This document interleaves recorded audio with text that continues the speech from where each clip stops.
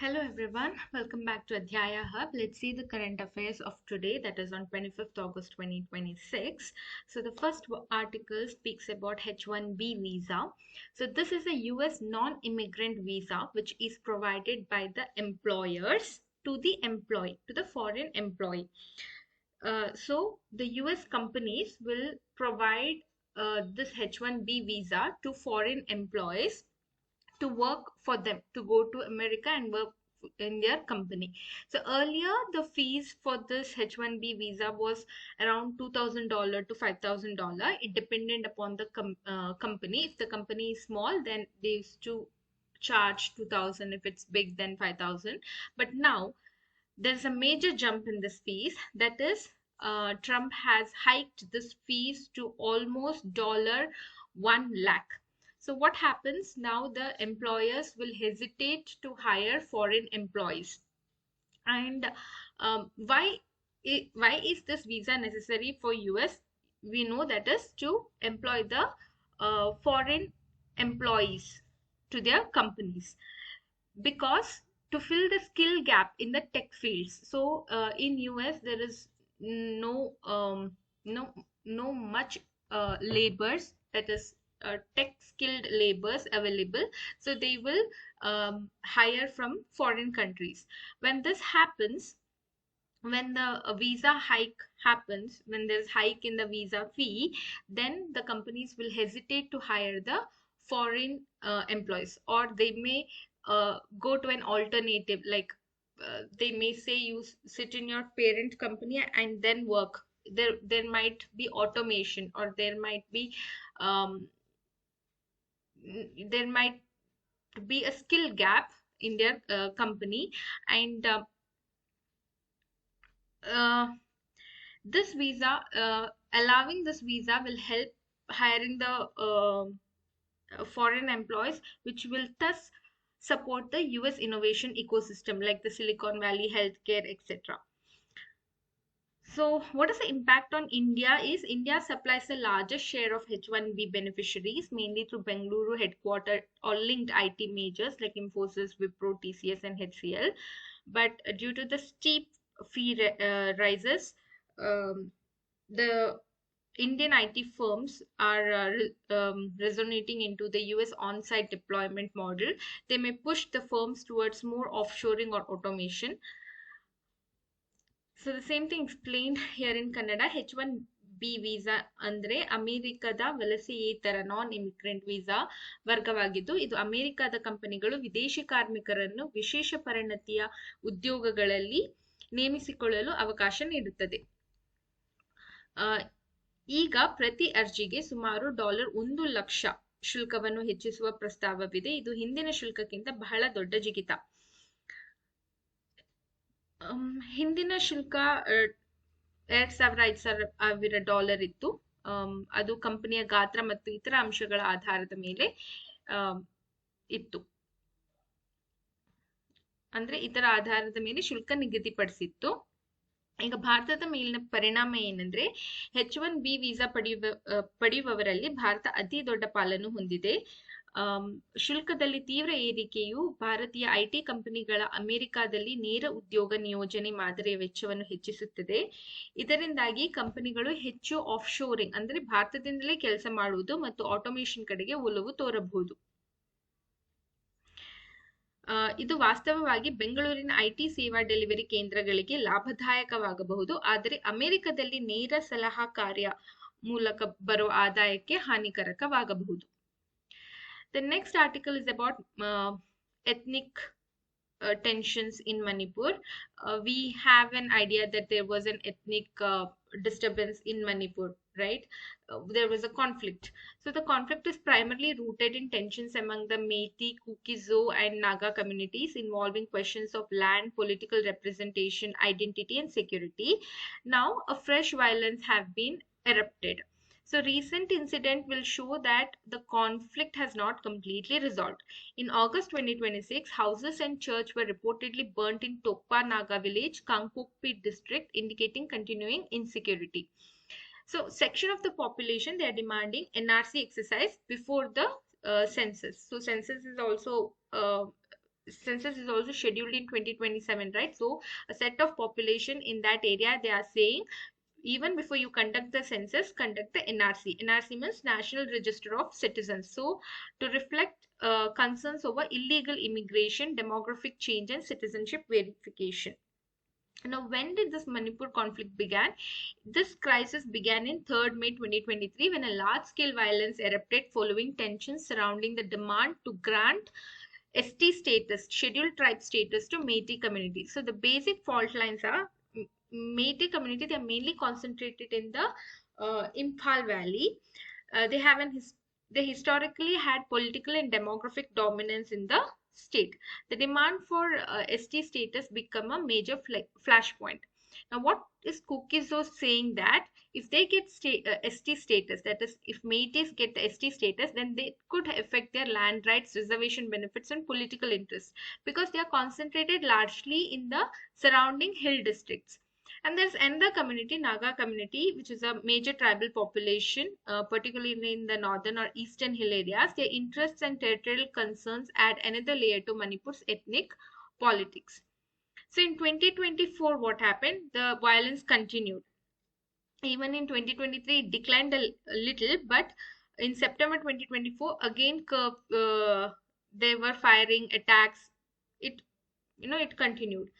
Then in 2025, there was too much unrest. So, since the prolonged crisis eventually resulted in political instability and president's rule being imposed in Manipur in February 2025, the state subsequently moved towards restoration of an elected government.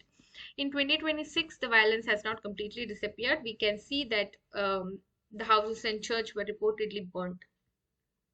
If we see the constitution administrative points to remember in this situation, the Article 355 says the union has a duty to protect states against external aggression and internal disturbance and ensure that government is carried on according to the constitution.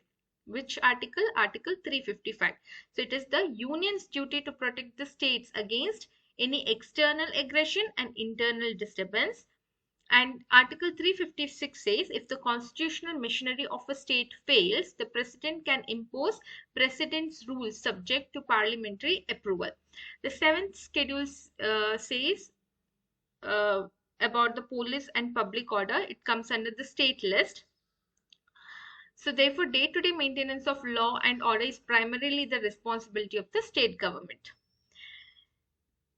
Then Armed Forces Act 1958, it provides special power to armed forces in areas declared as disturbed areas.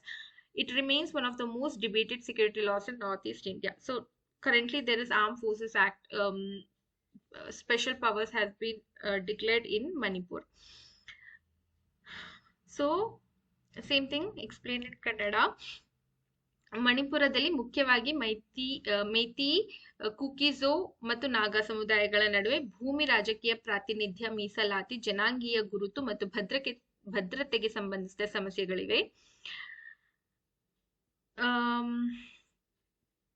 ಸಂಘರ್ಷ ಏಕೆ ಆಯಿತು ಅಂದ್ರೆ ಮೇ 3, 2023ರಲ್ಲಿ ಮಣಿಪುರದಲ್ಲಿ ಮೈತಿಯ ಸಮುದಾಯಕ್ಕೆ ಪರಿಶಿಷ್ಟ ಪಂಗಡ ST ಸ್ಥಾನಮಾನ ನೀಡಬೇಕೆಂದು ಬೇಡಿಕೆ ಪ್ರಮುಖ ಕಾರಣಗಳಲ್ಲಿ ಒಂದಾಯಿತು. ಇದನ್ನು ಕುಕಿ ಮತ್ತು ಇತರ ಬುಡಕಟ್ಟು ಸಮುದಾಯಗಳು ವಿರೋಧಿಸಿದವು. ಏಕೆಂದರೆ ಎಸ್ಟಿ ಸ್ಥಾನಮಾನ ಮೇತಿ ಸಮುದಾಯಕ್ಕೆ ದೊರೆತರೆ ಬುಡಕಟ್ಟುಗಳ ಭೂಮಿ ಹಕ್ಕುಗಳಿಗೆ ಪರಿಣಾಮವಾಗಬಹುದು. ಎಸ್ಟಿ ಮೀಸಲಾತಿಯಲ್ಲಿ ಸ್ಪರ್ಧೆ ಹೆಚ್ಚಾಗಬಹುದು. ಈಗಾಗಲೇ ಗುಡ್ಡ ಪ್ರದೇಶಗಳಲ್ಲಿ ಹೊಂದಿರುವ ತಮ್ಮ ವಿಶೇಷ ಹಕ್ಕುಗಳಿಗೆ ಧಕ್ಕೆ ಬರಬಹುದು ಎಂಬ ಆತಂಕ ಉಂಟಾಯಿತು. ಇದರ ಪರಿಣಾಮವಾಗಿ ಮೇ 3, 2023ರಂದು ದೊಡ್ಡ ಪ್ರಮಾಣದ ಹಿಂಸಾಚಾರ ಆರಂಭವಾಯಿತು. ಮೈತಿಯ ಈ ಸಮುದಾಯವು ಮುಖ್ಯವಾಗಿ ಇಂಫಾಲ್ ಕಣಿವೆ ಪ್ರದೇಶದಲ್ಲಿ ವಾಸಿಸುತ್ತಾರೆ. ಮಣಿಪುರದ ರಾಜಕೀಯ ವ್ಯವಸ್ಥೆಯಲ್ಲಿ ಇವರ ಪ್ರಭಾವ ಹೆಚ್ಚಾಗಿದೆ. ಎಸ್ಟಿ ಸ್ಥಾನಮಾನಕ್ಕಾಗಿ ಬೇಡಿಕೆ ಇಟ್ಟಿರುವುದು ಸಂಘರ್ಷದ ಪ್ರಮುಖ ಕಾರಣಗಳಲ್ಲಿ ಒಂದಾಗಿದೆ. ಕುಕಿಜೋ ಸಮುದಾಯ ಇವರು ಮುಖ್ಯವಾಗಿ ಮಣಿಪುರದ ಗುಡ್ಡ ಪ್ರದೇಶಗಳಲ್ಲಿ ವಾಸಿಸುವ ಬುಡಕಟ್ಟು ಸಮುದಾಯವಾಗಿದೆ. ನಾಗಾ ಸಮುದಾಯ ಇವರು ಕೂಡ ಮಣಿಪುರದ ಪ್ರಮುಖ ಬುಡಕಟ್ಟು ಸಮುದಾಯಗಳಲ್ಲಿ ಒಂದಾಗಿದ್ದಾರೆ. ಇವರಿಗೆ ತಮ್ಮದೇ ಆದ ಭೂಮಿ ಗುರುತು, ರಾಜಕೀಯ ಮತ್ತು ಪ್ರಾದೇಶಿಕ ಹಿತಾಸಕ್ತಿಗಳಿವೆ. ಕೆಲವು ಸಂಘಟನೆಗಳು ಮೊದಲು NRC ನಡೆಸಿ ನಂತರ ಸೆನ್ಸಸ್ ನಡೆಸಬೇಕೆಂದು ಒತ್ತಾಯಿಸ್ತಿವೆ. ಸೆನ್ಸಸ್ ಅಂದ್ರೆ ಜನಗಣತಿ. NRC ಅಂದ್ರೆ ನ್ಯಾಷನಲ್ ರಿಜಿಸ್ಟರ್ ಆಫ್ ಸಿಟಿಸನ್ಸ್. ಇದು ದೇಶದ ನಾಗರಿಕರನ್ನು ಗುರುತಿಸುವ ನೋಂದಣಿ ವ್ಯವಸ್ಥೆ. 2024ರಲ್ಲಿ ಹಿಂಸಾಚಾರ ಮುಂದುವರಿತು. ಕೆಲವು ಪ್ರದೇಶಗಳಲ್ಲಿ ಕರ್ಫ್ಯೂ ವಿಧಿಸಲಾಯಿತು, ಇಂಟರ್ನೆಟ್ ನಿರ್ಬಂಧಿಸಲಾಯಿತು, ಭದ್ರತಾ ಪಡೆಗಳನ್ನು ನಿಯೋಜಿಸಲಾಯಿತು. 2025ರಲ್ಲಿ ಮಣಿಪುರದಲ್ಲಿ ರಾಷ್ಟ್ರಪತಿ ಆಡಳಿತ ಜಾರಿಗೊಳಿಸಲಾಯಿತು. ರಾಷ್ಟ್ರಪತಿ ಆಡಳಿತ ಎಂದ್ರೆ ಸಂವಿಧಾನದ ಅನುಚ್ಛೇದ 356 ಆರ್ಟಿಕಲ್ 356 ಅಡಿಯಲ್ಲಿ ರಾಜ್ಯದಲ್ಲಿ ಸಂವಿಧಾನಾತ್ಮಕ ಆಡಳಿತ ಸರಿಯಾಗಿ ನಡೆಯಲು ಸಾಧ್ಯವಾಗದ ಪರಿಸ್ಥಿತಿ ಉಂಟಾದಾಗ ರಾಷ್ಟ್ರಪತಿ ಆಡಳಿತ ಜಾರಿಗೊಳಿಸಬಹುದು. ಆ ಸಂದರ್ಭದಲ್ಲಿ ರಾಜ್ಯದ ಆಡಳಿತವನ್ನು ಕೇಂದ್ರದ ಪರವಾಗಿ ನಡೆಸಲಾಗುತ್ತದೆ. ಈಗ 2026ರಲ್ಲೂ ಸಹ ಹಿಂಸಾಚಾರ ಸಂಪೂರ್ಣವಾಗಿ ನಿಂತಿಲ್ಲ. ಆರ್ಟಿಕಲ್ 355 ಏನ್ ಹೇಳ್ತದೆ ಅಂದ್ರೆ, ಭಾರತೀಯ ಸಂವಿಧಾನದ ಆರ್ಟಿಕಲ್ 355ರ ಪ್ರಕಾರ ರಾಜ್ಯಗಳನ್ನು ಬಾಹ್ಯ ಆಕ್ರಮಣದಿಂದ ಮತ್ತೆ ಆಂತರಿಕ ಅಶಾಂತಿಯಿಂದ ರಕ್ಷಿಸುವುದು ಕೇಂದ್ರ ಸರ್ಕಾರದ ಕರ್ತವ್ಯ. ಅದೇ ಸಮಯದಲ್ಲಿ ರಾಜ್ಯ ಸರ್ಕಾರವು ಸಂವಿಧಾನದ ಪ್ರಕಾರ ಆಡಳಿತ ನಡೆಸುವಂತೆ ನೋಡಿಕೊಳ್ಳುವುದು ಕೂಡ ಕೇಂದ್ರದ ಜವಾಬ್ದಾರಿ. ಸೊ ಸರಳವಾಗಿ ಅಂದ್ರೆ article 355 it's union's duty to protect the states. Article 356 under failure of constitutional machinery in the state, president's rule will be applied.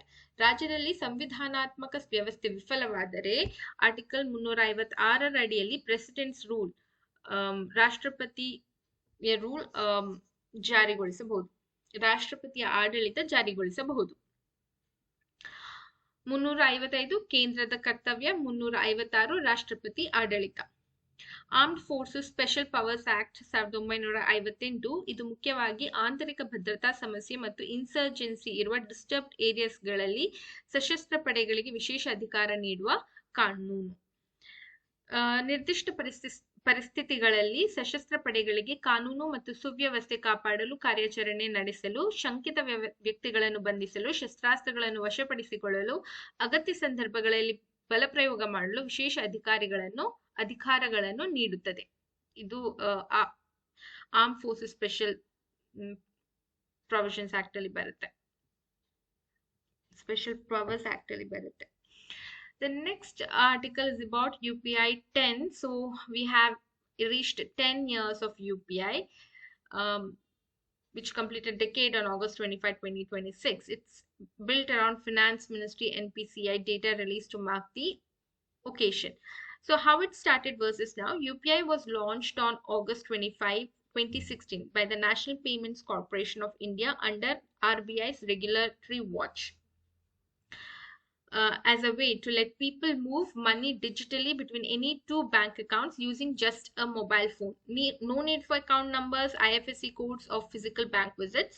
The idea was to make digital payment as simple as sending a text message using a virtual payment address or a simple QR code scan. So in its first month, UPI processed only about 90,000 transactions.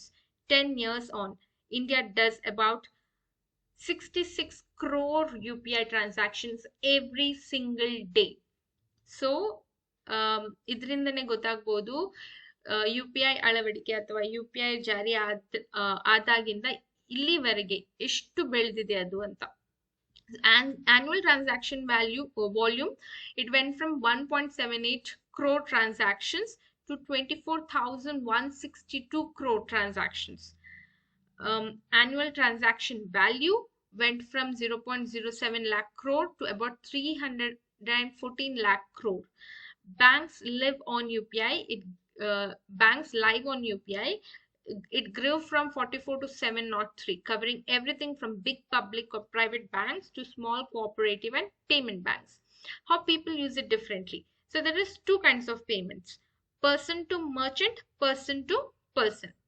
So person to merchant ಅಂದ್ರೆ ನೀವು ಯಾವ್ದಾದ್ರು ಅಂಗಡಿಗೆ ಹೋದ್ರೆ ನೀವು ಆವಾಗ you pay it, no, it is to the merchant. Person to person ಅಂದ್ರೆ ನಿಮ್ಮ ಸಂಬಂಧಿಕರಿಗೇನೆ, ನಿಮ್ಮ ಮನೆಯವರಿಗೇನೆ ನೀವು ಕಳಿಸಿದ್ರೆ ಅದು person to person ಆಗುತ್ತೆ. So people are using it payments in these two ways.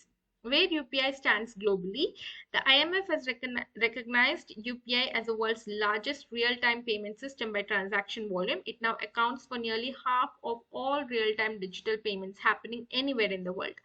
It has also expanded beyond India with 11 countries, including UAE, Singapore, Bhutan, Sri Lanka, France, Nepal, and Mauritius, now enabling UPI-based payments for Indian travelers and residents, or building similar interoperable systems using UPI's underlying tech. Andre, when we started UPI, no, a unified payments, ಇವಾಗ now it is expanded beyond India. ಬೇರೆ countries ಸಹ ಇದನ್ನ ಅಳವಡಿಸಿಕೊಂಡಿದ್ದಾರೆ, like Sri Lanka, France, Nepal, Mauritius ಇವರೆಲ್ಲರೂ ಸಹ. Now, future direction. RBI has allowed banks to offer pre-approved credit lines through UPI merging payments with lending, a step towards embedding formal low-ticket credit access for people who otherwise rely on informal money lenders. Andre, RBI ಇವಾಗ ಏನ್ ಮಾಡ್ತಿದೆ ಅಂದ್ರೆ, it will allow banks to approve loans. ಅಂದ್ರೆ ಇವಾಗ ಚಿಕ್ಕ ಪುಟ್ಟ loans ನೆಲ್ಲ ಮನಿ lenders ಇಂದ ತಗೋತಾರಲ್ಲ, ಬಡ್ಡಿಗೆ ಅಂತ ತಗೋತಾರೆ, 5,000 10,000 ಅಷ್ಟನ್ನೆಲ್ಲ UPI ಥ್ರೂನೇ ನೀವು ತಗೋಬಹುದು. ನೀವು ಆ ಲೋನ್ ನ ನೀವು ಬ್ಯಾಂಕ್ಗೆ ಹೋಗಿ ದೊಡ್ಡ ಪ್ರೊಸೀಜರ್ ಏನ್ ಮಾಡೋದ್ ಬೇಕಾಗಿಲ್ಲ, ಅದನ್ನ ಮೊಬೈಲ್ ಅಲ್ಲೇ ನೀವು ಲೋನ್ ತಗೋಬಹುದು, 5,000 10,000ಕ್ಕಲ್ಲ ಅಂತ ಹಾಗೆ ಮಾಡಿದ್ದಾರೆ. ಆಫ್ಲೈನ್ ಪೇಮೆಂಟ್ಸ್ ಕೂಡ ಮಾಡಕ್ಕೆ they are aiming to do the offline payments, so aimed at users in poor connectivity areas, extending financial inclusion beyond urban or well networked regions.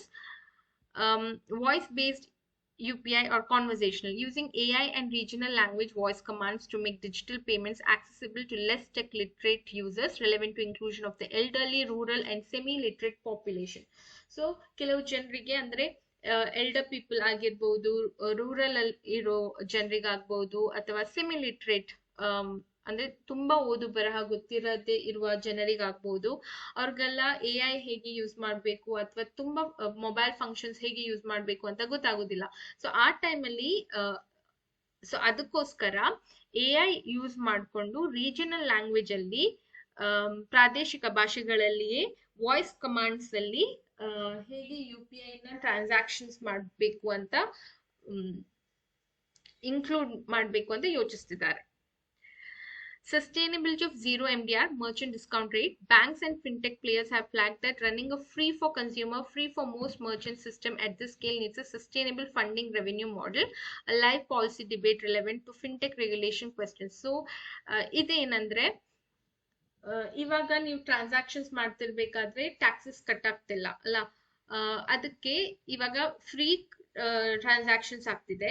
So ಇದ್ರ ಮೇಲೆ ಒಂದು ಪಾಲಿಸಿ ಬರ್ಬೇಕು, ಎಷ್ಟು ಹಣದವರೆಗೆ ಫ್ರೀ ಟ್ರಾನ್ಸಾಕ್ಷನ್ ಆಗ್ಬೇಕು, if you are transacting more than 50,000 ಏನಾದ್ರೂ policy ಇದೆಯಾ ಇಲ್ವಾ, ಇದ್ರ ಬಗ್ಗೆ ಗಮನ ಹರಿಸ್ತಿದ್ದಾರೆ. So UPI national payments corporation of India ಇವರಿಂದ ಪ್ರಾರಂಭವಾಯಿತು. ಭಾರತೀಯ ರಿಸರ್ವ್ ಬ್ಯಾಂಕ್ ಇದರ ನಿಯಂತ್ರಣದಲ್ಲಿ. ಇದರ ಉದ್ದೇಶ ಜನರು ಕೇವಲ ಮೊಬೈಲ್ ಫೋನ್ ಬಳಸಿ ಬ್ಯಾಂಕ್ ಖಾತೆ ಸಂಖ್ಯೆ ಅಥವಾ IFSC ಕೋಡ್ ಇಲ್ಲದೆ ಬ್ಯಾಂಕಿಗೆ ಖುದ್ದಾಗಿ ಹೋಗದೆ ಹಣವನ್ನು ಒಂದು ಖಾತೆಯಿಂದ ಇನ್ನೊಂದು ಖಾತೆಗೆ ವರ್ಗಾಯಿಸುವಂತೆ ಮಾಡುವುದು. ಇವಾಗ ಬೆಳವಣಿಗೆ ಅಂಕಿಅಂಶಗಳು, ವಾರ್ಷಿಕ ವಹಿವಾಟುಗಳ ಸಂಖ್ಯೆ ಸುಮಾರು 13,000 ಪಟ್ಟು ಹೆಚ್ಚಳವಾಗಿದೆ. ವಾರ್ಷಿಕ ವಹಿವಾಟಿನ ಮೌಲ್ಯ ಸುಮಾರು 4,000 ಪಟ್ಟು ಹೆಚ್ಚಳವಾಗಿದೆ. UPI ಬಳಸುವ ಬ್ಯಾಂಕ್ಗಳು 703ಕ್ಕೆ ಏರಿಕೆಯಾಗಿದೆ. ಜನರು ಇದನ್ನು ವ್ಯಕ್ತಿಯಿಂದ ವ್ಯಾಪಾರಿಗೆ ಮತ್ತು ವ್ಯಕ್ತಿಯಿಂದ ವ್ಯಕ್ತಿಗೆ ಹೀಗೆ ಬಳಸ್ತಾ ಇದ್ದಾರೆ. ಜಾಗತಿಕ ಮಟ್ಟದಲ್ಲಿ UPI ಸ್ಥಾನ ನೋಡುವುದಾದ್ರೆ, ಅಂತಾರಾಷ್ಟ್ರೀಯ ಹಣಕಾಸು ನಿಧಿ UPI ಅನ್ನು ವಹಿವಾಟಿನ ಸಂಖ್ಯೆಯ ಆಧಾರದಲ್ಲಿ ಜಗತ್ತಿನ ಅತಿ ದೊಡ್ಡ ರಿಯಲ್ ಟೈಮ್ ಪಾವತಿ ವ್ಯವಸ್ಥೆ ಎಂದು ಗುರುತಿಸಿದೆ. ಇದು ಭಾರತದ ಗಡಿ ದಾಟಿಯೂ ವಿಸ್ತರಿಸಿದ್ದು, UAE, Singapore, Bhutan, Sri Lanka, France ಸೇರಿದಂತೆ 11 ದೇಶಗಳಲ್ಲಿ ಭಾರತೀಯ ಪ್ರವಾಸಿಗರು ಮತ್ತು ನಿವಾಸಿಗಳಿಗೆ UPI ಆಧಾರಿತ ಪಾವತಿಯನ್ನು ಸಕ್ರಿಯಗೊಳಿಸಲಾಗಿದೆ. ಭವಿಷ್ಯದ ದಿಕ್ಕು ಅಥವಾ ಮುಂದಿನ ಬೆಳವಣಿಗೆಗಳು. UPI ಮೇಲೆ ಕ್ರೆಡಿಟ್ ಲೈನ್. RBI ಈಗ ಬ್ಯಾಂಕುಗಳಿಗೆ UPI ಮೂಲಕ ಪೂರ್ವಾನುಮೋದಿತ ಸಾಲದ ಮಿತಿಯನ್ನು ನೀಡಲು ಅವಕಾಶ ನೀಡಿದೆ. ಕಳಪೆ ಇಂಟರ್ನೆಟ್ ಸಂಪರ್ಕವಿರುವ ಪ್ರದೇಶಗಳ ಬಳಕೆದಾರರಿಗೆ ರೂಪಿಸಲಾಗಿದೆ. ನಗರ ಅಥವಾ ಉತ್ತಮ ಸಂಪರ್ಕ ಇರುವ ಪ್ರದೇಶಗಳನ್ನು ಮೀರಿ ಹಣಕಾಸು ಸೇರ್ಪಡೆಯನ್ನು ವಿಸ್ತರಿಸುವುದು. ಎಐ ಮತ್ತು ಪ್ರಾದೇಶಿಕ ಭಾಷೆಯ ಧ್ವನಿ ಆದೇಶಗಳನ್ನು ಬಳಸಿ ಕಡಿಮೆ ತಂತ್ರಜ್ಞಾನ ಪರಿಚಯವಿರುವ ಬಳಕೆದಾರರಿಗೆ ಡಿಜಿಟಲ್ ಪಾವತಿಯನ್ನು ಸುಲಭಗೊಳಿಸುವುದು. ಗ್ರಾಹಕರಿಗೆ ಮತ್ತು ಹೆಚ್ಚಿನ ವ್ಯಾಪಾರಿಗಳಿಗೆ ಉಚಿತವಾಗಿರುವ ಈ ವ್ಯವಸ್ಥೆಯನ್ನು ಇಷ್ಟು ದೊಡ್ಡ ಪ್ರಮಾಣದಲ್ಲಿ ನಡೆಸಲು ಸುಸ್ಥಿರ ಆದಾಯ ಮಾದರಿಯ ಅಗತ್ಯವಿದೆ ಎಂದು ಬ್ಯಾಂಕ್ಗಳು ಮತ್ತು ಫಿನ್ಟೆಕ್ ಕಂಪನಿಗಳು ಗಮನ ಸೆಳೆದಿವೆ. So this is all about today's articles. Thank you.